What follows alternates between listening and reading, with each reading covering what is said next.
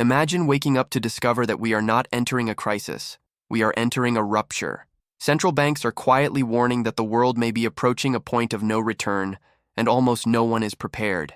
Welcome to Tellnomics, where we do not anticipate headlines, we anticipate consequences. According to data released by the International Monetary Fund in September 2025, more than 70% of global trade is already affected by some form of barrier, tariff, or strategic restriction.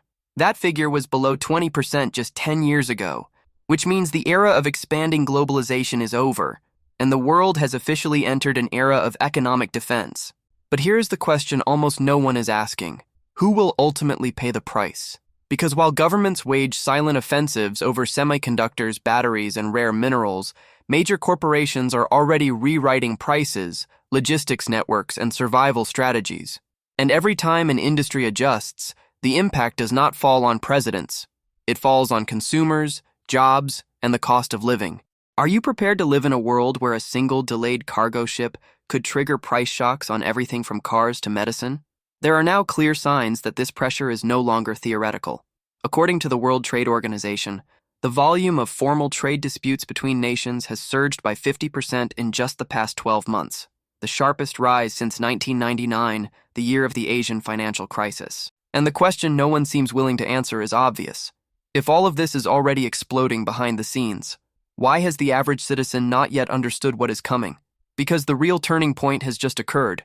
And it was not in the United States nor in China, but in Europe. And it completely changes the logic of the game. This is where everything becomes dangerous. Europe has realized that it was no longer competing. It was being swallowed.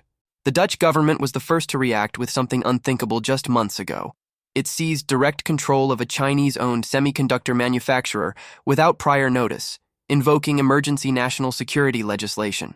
According to the European Parliament itself, chips and batteries are now considered critical infrastructure, on the same level as energy and military defense. And this marks a radical shift in posture. This is no longer diplomacy. It is active economic protection. This decision comes as steel, chemical, and automotive plants in Germany report accelerating declines in competitiveness, with Germany's Industrial Federation warning that some production chains have already become mathematically unviable in the face of excessive Chinese exports with near-zero margins. For anyone who believes this is distant from reality, consider how quickly the price of an electric vehicle, a pharmaceutical ingredient, or even a basic computer could change if a single global route were severed. The World Bank warned in an August 2025 report that a new round of tariffs or technological restrictions could add as much as $2.4 trillion in costs to the global economy in less than a year. And the question that must be asked is brutal. If governments are moving to protect their economies, who is protecting ordinary citizens? Because this is no longer a game of who profits more. It is a game of who collapses first. If you want to understand where this battle is heading, and how it will directly hit your income, your economic freedom, and even the stability of the institutions where you entrust your money, subscribe now to Tellnomics, activate notifications, and leave a like. Because the next few minutes reveal something that even the media is not yet saying out loud. The European reaction has triggered a silent race that is now spreading across the map. And the next front is not commercial. It is logistical.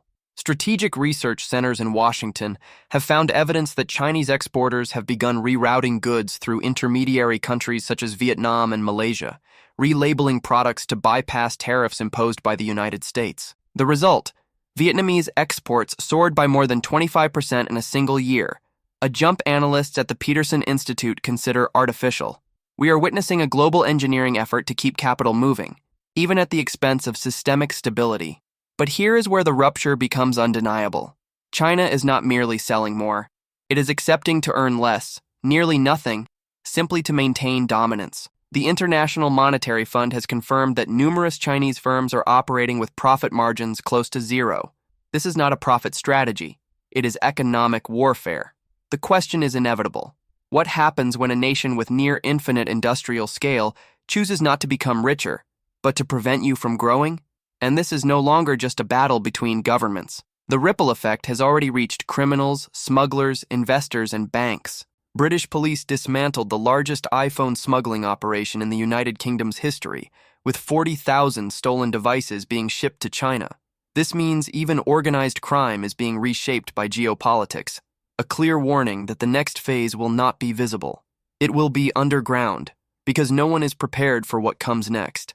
The next move may not just shift the global economy, it may reorder global power itself. The trade conflict is leaving the territory of tariffs and entering its most dangerous stage, the stage of total control over strategic resources. Europe and the United States are not only blocking Chinese products, they are preparing to block China's access to everything that ensures its structural advantage. And this is where the landscape becomes explosive. China today controls more than 70% of global rare earth refining, according to the International Energy Agency, materials indispensable for producing electric vehicles, energy turbines, missiles, and smartphones. If Beijing decides to restrict this supply, the world could seize in weeks. This is not an exaggeration. It is dependence made visible by numbers. And the West knows it. That is why the seizure of Nexperia in the Netherlands was not an isolated act. It was a signal. France, Germany, and Italy are already discussing similar measures behind closed doors. In the United States, senior economic advisors are publicly debating the confiscation of Chinese corporate assets based on cybersecurity allegations. In other words, the line where this was still diplomacy is about to be crossed. But there is a question almost no one dares to ask. What if China retaliates not with tariffs, but with a direct chokehold on vital supplies? Imagine European car plants grinding to a halt in 15 days, hospitals without microchips for critical medical equipment, weapons manufacturers without access to advanced alloys. Would that be enough to force concessions? Or would it trigger retaliation on an even more severe scale? Because contrary to what many believe, this is no longer a war about money. It is a war about the power to immobilize. And the first country to fully understand that is already moving in silence. But there is a factor that completely rewires the equation. This economic war is no longer driven solely by governments, but by confidence. Institutional investors have quietly begun reducing their exposure to China. According to the Japanese bank Nomura, more than $800 billion have already shifted toward markets such as India, Indonesia, and Mexico over the past 18 months. Not for ideological reasons, but out of fear of critical dependency. When capital flees before conflict even begins, it reveals something profound. Those with privileged information have already chosen a side. And that capital flight is leaving real scars. China's real estate crisis continues to deepen. The People's Bank of China admitted in its August 2025 report that domestic consumption remains weak and that household confidence has suffered its steepest drop since 2008. That explains why factories continue pushing aggressively into exports, even with near zero profit. It is survival. It is resistance. But it is also a warning. What if this model locks up? What if this machine goes too far? Because there is one truth almost no one is considering. When a superpower produces relentlessly, even at a loss, it means it is willing to sacrifice the present to fully capture the future. And that leads us to an unavoidable conclusion. We are no longer witnessing competition. We are witnessing preparation for something greater. And the next move, already being architected behind closed doors, may redefine the global map before anyone realizes. The question is, who will yield first? Because the answer is already being written, and almost no one is watching. The core of this war is no longer in industrial plants, but in the invisible infrastructures that sustain modern civilization. Submarine data cables, global payment systems, critical energy networks, artificial intelligence. Reports from the European Cybersecurity Center confirm that more than 40% of cyber attacks traced in 2025 originated from strategic groups aligned with Chinese state interests. This is not ordinary crime. It is reconnaissance warfare. It is the probing of weak points. It is the mapping of vulnerabilities before a coordinated disruption. And that is why the Western response has changed tone. Internally, the European Union now classifies China not as an economic competitor, but as a systemic risk. The United States, in parallel, is advancing plans to expand restrictions not only on products, but on data, algorithms, and capital. We are approaching a world that may, in practice, become irreversibly disconnected. A planet divided into incompatible technological networks, fragmented logistics systems, and isolated financial architectures, something unseen even during the Cold War. But the inevitable question must be asked now. What if this decoupling is no longer a choice, but a structural inevitability? And what happens when the very logic of interdependence stops being a guarantee of peace and becomes a strategic vulnerability? Because that is precisely where we enter the most critical phase of this story. Because if this escalation continues at its current pace, there is a line that once crossed offers no possible way back. Not for economies, not for governments, not for you. And that is what we will see next, the point of final rupture. We are standing at the edge of a moment that could redefine the century.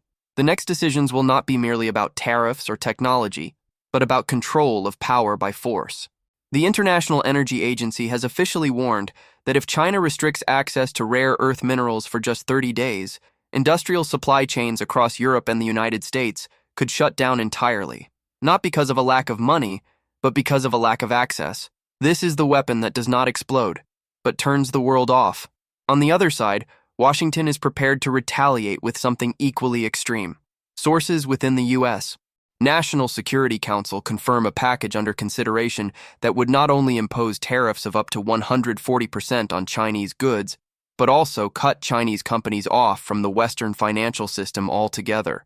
This would not only affect governments, it would freeze private corporations, banks, investments, global payment chains. In practice, it would be a financial oxygen cutoff. And here is the uncomfortable truth. It does not matter who strikes first. The impact will fall on ordinary people, consumers, workers, retirees, business owners, investors, no matter which side of the world they are on. The next phase of this war will not be visible in headlines. It will be felt in prices, in delays, in scarcity. But there is another side to this story. Some nations are already positioning themselves to absorb the coming shock. There are silent winners, betting that this is the beginning of a new economic order. The question is, will you be among those who react too late, or those who understand in advance? The new economic order will not be announced. It has already begun. As the West raises barriers and China accelerates self-reliance, a silent movement is gaining momentum. Emerging nations are positioning themselves to replace routes, supply critical resources, and capture capital fleeing the traditional axis. India, Indonesia, Mexico, Saudi Arabia, and Brazil have already been identified by the International Monetary Fund as the primary destinations for global capital reallocation between 2024 and 2026. Not by coincidence. They do not want to choose sides. They want to be indispensable. And here is the final turning point. We are not witnessing the collapse of globalization. We are witnessing a brutal redistribution of power. The European Union is preparing legal mechanisms to confiscate strategic corporate assets. China is deepening its doctrine of domestic circulation. The United States is considering financial interventions never before used in peacetime. And as the great powers arm themselves economically, those who understand the new centers of influence first will either escape the chaos or profit from it. Tellnomics exists for that reason, to turn noise into direction. If this video made sense to you, if you understand that the world is entering an era where strategic information is worth more than any asset, subscribe now, activate notifications, and leave a like. Thank you for watching this far. We will see you in the next video, before the next moves unfold without you noticing.